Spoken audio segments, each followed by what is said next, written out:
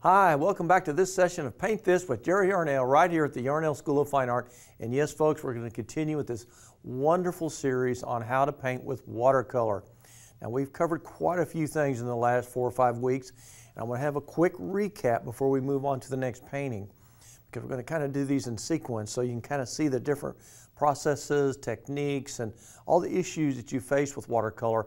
And every time you do a new watercolor painting, you're going to create a new issue, something that you have to overcome. Because remember, watercolor is really, frankly, even though it's one of the most exciting mediums out there, it's the most unpredictable of all of the mediums, a little more challenging to correct, a little more challenging to even produce sometimes because of the mistakes that happen and the way the water flows, and you can't control it sometimes. But let's kind of quickly recap. Now, last week, if you remember, we finished this beautiful painting of the ducks, or the duck scene. I'll see if they can pull back and kind of get a full range of this thing. This is what we did now. This one was done on watercolor board. It's a board that is, you don't have to tape it down, you could, but it's stiff enough that you can work straight on. It's a little smoother surface. It makes nice blends. It works good. So that's one of the surfaces we talked about and used. The very first session, the first painting we did was we taped down a piece of watercolor paper. This was 140-pound paper on a board just to do our quick little study, get an idea of how to use your tools. Not a great painting, but it wasn't intended for that.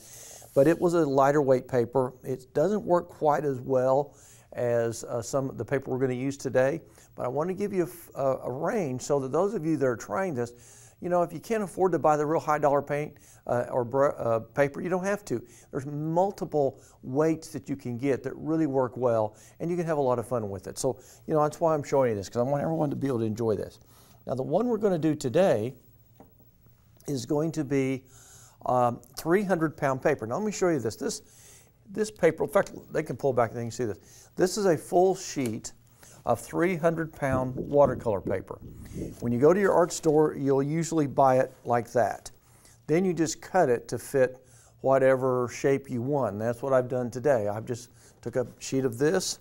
I took an X-Acto knife or one of those blade cutters, and I cut me a piece to fit the format we're going to do today. And I taped it down to a piece of masonite. So as you can see here, let me kind of give you a little idea how we're going to work this today. I take this one down. I used just like a 12 by 16 piece, but I want to use part of it to work on for some other things. I know I'm going to put it in this size mat, so I laid my mat down here, got it centered where I want it, and then I took a hard lead pencil. Now remember, I'm going to take you through this painting from beginning to end so that you won't get confused how a good watercolor comes together. When you're drawing on watercolor paper, please be sure to use a hard lead pencil, not a soft lead pencil. I'm using a 2H.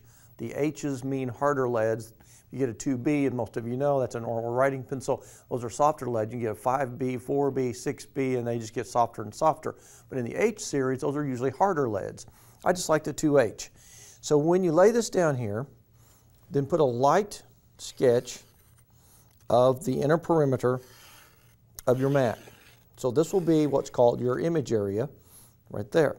That's where you're going to do most of your work. Now you'll see that there'll be enough left if you pulled the tape off that when you attach it to the mat, there's enough left that you can attach it with whatever attaching devices you use, usually some type of archival tape to put your mat or your paper on there. So that's done. We want to keep this handy because we'll keep referring to it. This part right here, you can either use it as your dabble board, or you can cover it up and put another dabble board, because that's a good piece of paper. This is the 300-pound paper, and it's a little bit expensive, so you don't want to waste it. So now I'm going to just lay a couple of pieces of just scrap, or that one right there. That'll be my dabble board. And now I've got my little reference here. I'm going to lay it right here. This is my reference that I'm going to use. Now, as you know, watercolor is designed for many, many things, and a lot of artists use them to get suggestions and ideas for larger paintings, and that's what I did here. In my studio one day, I was looking through my files, and I just happened to go to the book on my old buildings. Many years ago, I went to Silverton, Colorado, at the old mining town up there, and they had beautiful old buildings, and they're real tall and skinny where the mine would, you know, they'd bring in the ore, and they'd do all these things. and the buildings are just incredible. Artists love them. Well, I found this building. It was just part of an old one, and I thought I would kind of be fun to do it in watercolor someday, so I did a quick sketch of it. I'm going to make it a little more detailed than the one we're going to do today. So that'll be our reference material.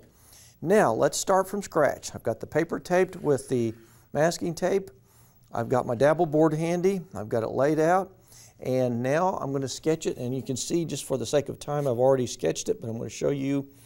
I very lightly sketched this in where you can barely see it. So I'm going to go over here real quick. I'm going to do this. I'm going to make a line.